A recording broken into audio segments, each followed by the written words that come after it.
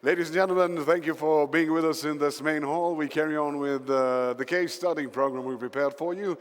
Quite soon, from 1 p.m., you can join other side events, which are also hosted by the V Summit. And it's now time for me to present two lovely gentlemen who actually talk to each other for years now. One is in the industry since 2006. He loves networking and transmission technology. And another one is a military guy, but he won't be doing any push-ups with you today. He'll be presenting what they think that is important for us today. I kindly ask Mr. Oleg Lesiv and Iron Dodgers to join us now. Hello, gents. Hello, guys. How are you? Morning. So nice to have you live here in Sarajevo. Hope that you're prepared for your case study. I know that you know each other for a long time, so I'll be seated aside so you can do it together, depending on who wants to talk first. Enjoy. Thank you. And I think, Ian, if you may allow, I will start first. Just want to confirm my presentation is visible on the screen.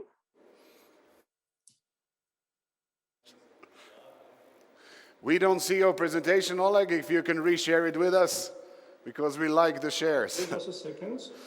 Shares of the company yes, of and sharing on. And now we can see it. Okay, great. So first of all, thank you very much. My name is Oleg, and I'm an Eastern Europe Regional Sales Manager for the ComNet. And basically, let me tell some small information about our company. Basically, ComNet as a company was established in 2008. We have our headquarters in USA and, of course, in Europe. We are also as a division of Acre, as ComNet was acquired in 2019. And basically, ComNet as a company is present today on the global markets, almost in every country. So almost everywhere you can find us and you can talk to us if you wish so. Me, myself, I'm based in Poland, and this is where I'm saying hello to everybody today. ComNet as a company is a manufacturer, and we are manufacturing the transmission equipment for the networks like fiber, copper, and of course Wi-Fi. And basically, in our product scope, you can find different products starting from hardened Ethernet switches, extending to wireless Ethernet, optical interfaces, and of course, we have a wide variety of power systems included. But today, I would like to talk about the problems which we might face in the cybersecurity, but from a bit different side, actually. Because today, I think everybody, when we are talking about the cybersecurity, we are thinking about some hackers who are sitting and trying to force into some networks somewhere at the coffee shops, maybe to somebody's houses, and so on. So basically, the guy sitting with his laptop and trying to break into some critical networks. But again, I think that if we're talking about cybersecurity, we can also talk about basically manual and force entry into such installations. Why? Because the criminals will try to look for the easiest solution to do so, and they will try to find any exploit and opportunities which they might find. And actually, it's our IP world which actually creates such an opportunities. First of all, is because our Ethernet networks are very easily deployed externally in our installations, in our homes and offices. Very often you can find such locations at endpoints as an unsecured, because obviously there is no monitors around these installations as well. And of course, locations of such devices is quite hard to be monitored. So very often such an opportunity comes from the net endpoints, because those are IP-based Ethernet connections. Those are such as the devices at the endpoint, like cameras, like intercoms, like motion detectors.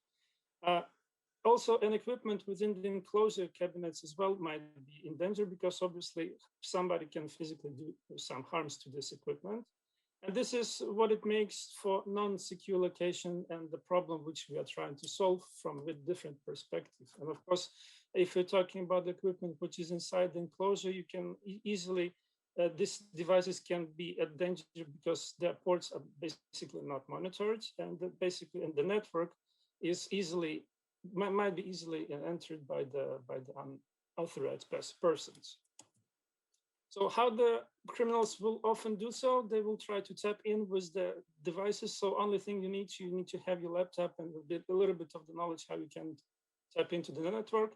And this is when they have full review of your network, or at least some part of it, which makes it really dangerous in some installations. Now to secure our installation, first of all, we should use the managed Ethernet devices like switches. Those devices will often have multi-layered options, like, for example, they will be able to disable the unused ports. There will be also MAC filtering added, for example. There will be also, you might also include the VLANs. You can also add some routings, firewalls, which with every position which comes to your list makes it really difficult to control it. It's also really in-depth knowledge required to manage such networks, and that's why it's also quite difficult to and to see what is going on in the network at the end. What is a different solution which ComNet can give you? So first of all, what you will need to do it really easy and fast. So first you will need this kind of solution to be really simple. You will need to have the ports, the integrity of the ports which we are using. Those ports might be should be able to feel that they will be disconnected, for example, physically. We should also have the possibility to shut down the ports immediately because some information can slip out from us, of course. And it should be also set on ports as a copper and as well as on SFP modules. And this is where we coming into the function which we call port guardian. So what is this function gives us? So basically, physically, if there is a link loss on the network and basically the port feels that there is a link loss, the port will be disconnected automatically. And this is as well as the first connection test, and this will result in immediate port shutdown. And of course, users can be modified, can be notified via the management, and actually this is how such situation can happen. So basically, as the hacker will try to log into the network, those ports, as those will be disconnected, obviously, because you need to connect your devices. The ports will be disconnected and an alert will be sent to the management team. And basically, this is done through the SNMP, let's say, control. This can be done through the GUI, and actually you can re-enable those ports using this protocol. So for example, by GUI or through the SNMP message. And that's how you will be able to control if those disconnections was authorized or not. So that's one of the solutions which we are using. And again, if you will see on the setup of such implementations, you will see that you can disconnect your ports at the level of control room where the switch is situated. You can do this as well at the switch which is at the remote location, and you can actually disconnect, for example, the networks which are connected to your cameras directly. So this is a feature which we think is best in this case.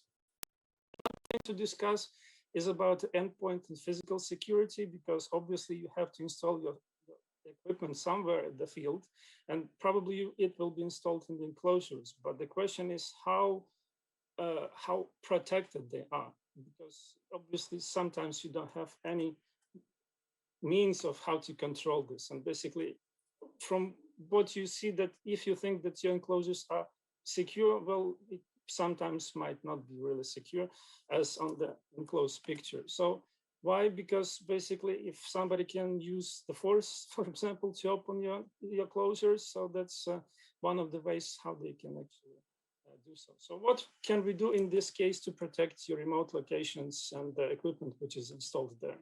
So first of all, we, as a company, ComNet, we of course showing and we are providing the transmission solutions, and together with our other company, which is Vanderbilt, which is providing the security basically for the entrances, so we can offer the solution which will show you that there is a forced entry, that there is a physical attack, there is a flooding, there might be flammable gas, it can be a fire, and what we can do, we can transmit this information using, for example, seismic detectors, leak detectors provided by Vanderbilt through the mediums like copper, fiber, wireless, cellular, and Ethernet, of course, to be able to monitor your control rooms that something wrong is happening at the endpoint of your installations.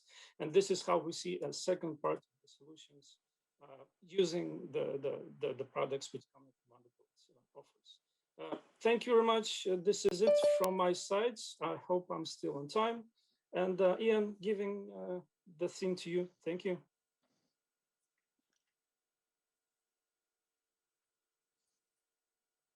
So, Oleg, thank you very much. Ladies and gentlemen, hopefully my screen is starting to share. And I'll just wait for an acknowledgement that you can see that. We can see it. Thank you. Fantastic. Thank you. So, ladies and gentlemen, this afternoon, as I believe it's just into the afternoon your time, I'm speaking to you from London in the UK, so still morning my time. Just like to give you a quick introduction to Razberi Technologies. I'm Ian Dukers from ComNet, but Razberi Technologies is a relatively new acquisition for us within the Acre Group, and Razberi Technologies will fit within our ComNet division. So quickly, what does Razberi offer you? The mission for Razberi is to make it simple to install, manage, and cybersecure video surveillance and IoT solutions. And as a result of that, what we're offering you is the ability to store video, to host video management and other systems, secure the servers, cameras, and any other IoT devices that are on that network, and importantly, to monitor those servers, cameras, and IoT devices. And always important to know what problems it is that we're trying to, or hopefully are addressing. What we see today is a increased, let's say, video bandwidth, and that's generating more traffic in the network. Now, that doesn't just need to be video, it could be any end-connected device. But let's say, for example, 4K cameras, it's generating more traffic. And that's driving edge computing storage. We don't want to be transferring that high level data through the network if we don't need to. Our endpoint devices are under attack. The Mirai botnet attack on cameras not so long ago took out 145,000 devices. So we absolutely need to address network endpoint security. We live in an IP world, and that's creating costly and complex installations and ongoing support of those installations.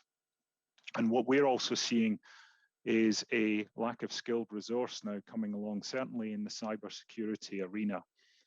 And those 2 points together are driving a need for the simplification of installation and ongoing support, and certainly the ability to provide better remote management. And in looking at all that, what we at Razberi are looking to provide is edge computing and IT best practices for the security and surveillance market. And that takes us to our solutions.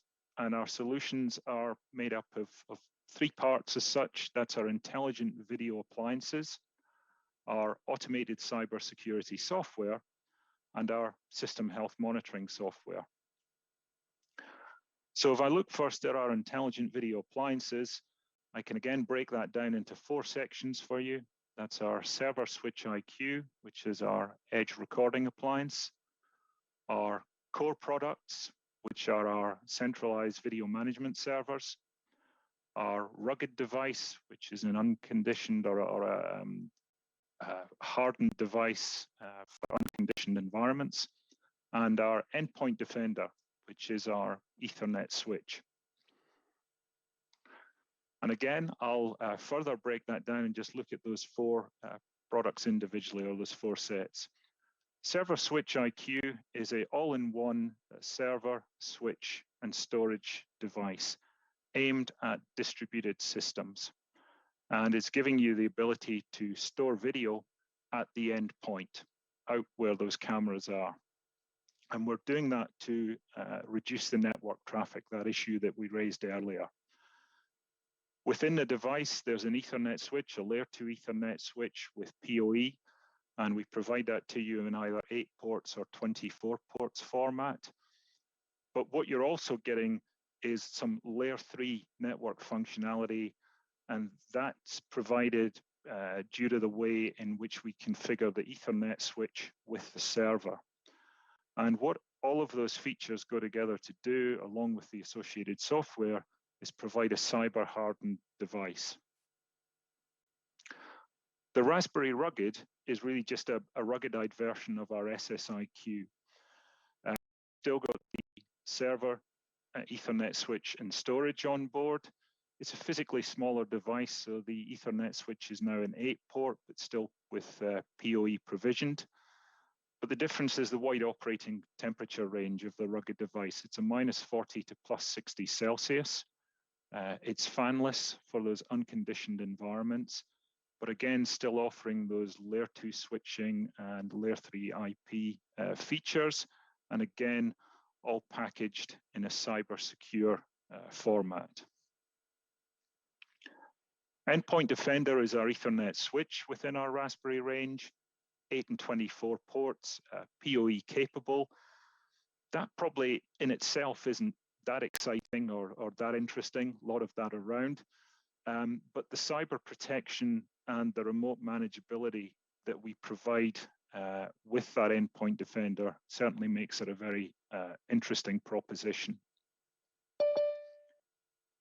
And lastly, in our range is our Raspberry Core product. That's our video server and storage for the data center. And again, if you deploy that with other Raspberry products, what you're providing is end-to-end cybersecurity. The automated cybersecurity software comes in 2 parts. It's camera defense and appliance defense. Camera defense is aimed at the endpoint, the connectivity of the endpoint device to the Raspberry product. We call it camera defense, but please don't think it's limited to cameras. It really is any endpoint, IoT, IP, Ethernet style device. It's proprietary software that we embed within our switch firmware, and it's providing end device hardening. And we do that through simple setup wizards, again, embedded within the device. The appliance defense part of our software looks at the Raspberry product itself, and that becomes a combination of features from our camera defense and then our monitor software package. And what we're looking at here is providing firewall and DPI, deep packet inspection of the data. Again, those are proprietary packages, and those will sit within the Raspberry products.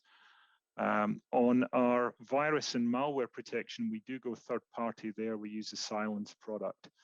But what we're looking to provide is Raspberry configured hardware with our software to give security on the system. Just looking at our camera defense dashboard, this would be how it's portrayed in our software. You can see it's a traffic light system, green, amber, red. And through there, we're going to provide you with facilities such as MAC binding and MAC spoofing, firewall for the device, IP whitelist, internet protection, just making sure that those endpoints cannot be directly connected to internet, and password protection on there as well. So again, just looking for weak passwords, etc. So very much, let's say, admin would not be allowed, or we would flag that up to you immediately on the network. The system health monitoring software, the last part of the equation, is a cloud-based package. Again, that's proprietary software, and it's looking at all Raspberry products. But with the addition of a local agent, we can monitor third-party products as well. And just digging a little deeper into monitor, we'll look to detect problems with servers, cameras, and other IoT devices. We'll identify hard drive and storage problems, monitor the cybersecurity of the devices themselves, provide you with on-demand reports and dashboards, monitor the physical security assets, and importantly, we'll integrate to other packages. And I'll just mention a couple here, but certainly Milestone and SolarWinds from a networking side. And importantly for Monitor, it's driving proactive maintenance. We want to give you the ability to respond to pre-fail alerts, to respond to issues before they arise. So it's low-cost fixes versus high-cost failures. And that's providing you high system availability. You want your systems operating with or continued performance. What do we mean by that? You source a system based on the operational requirements. You want to make sure that your system is performing to those operational requirements or meeting those operational requirements every day that it's in use. And with Monitor, that's what you're getting, because it's going to give you improved out of hours coverage as well. Monitor is there for you 24 hours a day, 7 days a week. So just coming back, Raspberry solutions be relatively new for most people, but together with the intelligent video appliance. Hey, nice and great case study. Of course, it's always nice to hear that there is a company which likes simple solutions and it works with all other players in the professional security world. Compliments for that. Thank you, London. Dziękuję, Poznan. Still Poznan or some other town, Oleg? Still Poznan. Still Poznan. We have two questions for you guys. I'm not sure who of you wants to answer it first, but I'm going to ask the question. And if you want to answer, just raise your hands so we know which one will answer the first one. Is the IoT really the greatest cybersecurity risk in our days and age? Seems to me that London wants to answer first. So please, London. I think the issue there may be who's asking the question or which part of the industry you come from. We, as the networking guys looking to provide the connectivity, we would certainly say yes, because the more products, let's say, that you deploy out there, the more that's IoT connected, and we also talk about fourth industrial revolution, etc., everything coming along. We simply create more opportunity, and if those devices are not properly connected, securely connected to the network, then that's going to lead to problems.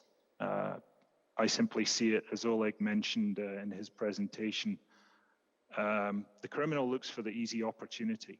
And if we give them the easy opportunity, they'll take it. So, it could be that it's an edge-connected device and those IoT things. Thank you, Anne. Oleg also wants to say something, please.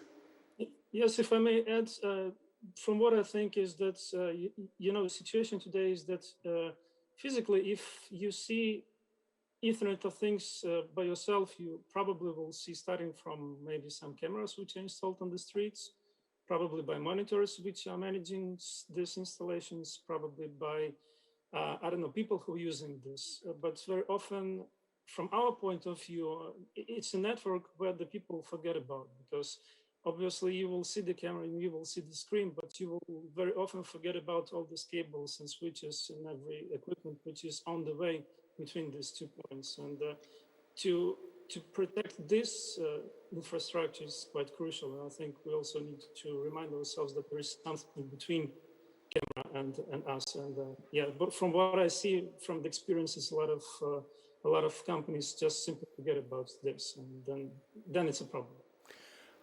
I like your answers. You're a great duo. You should do it all the time if you have enough time during the day. I have another question as the last one because we are running out of time. So this one goes for you. Dear gents, can we lower the threats of sensitive data breaches by creating stricter policies of what constitutes sensitive data? Who will shoot first? Oleg, you can start. This time I can do it. In my opinion, it's always possible. Everything which it comes to is a human factor. And I think if we have steps, and if we have the manuals to do so, and we have a checklist which we can follow, obviously, of course, every of these points will have its crucial points and weak points. But I think it's always possible. But it's only the equipment. It's only it's only hardware. But the software, which is us, is the most responsible part above all of this. And I think human factor always was somehow vulnerable in these cases. And again, if we have better steps which we should follow to do so, and of course studies of those steps and trying to close the missing points, then I think it's always possible to do it. But we need to start from ourselves doing this. I think Ian concurs because he's doing like this with his head. That means that you got a great answer for us. Thank you, Oleg. Of course, we have sensitive hands because of the pandemic and disinfection, but we now have to think more about sensitive data. It was a pleasure having you with us online. I will be more happier to take you for Cevapi in Sarajevo, but maybe some next time. Look forward to it. Thank you very much. Of course.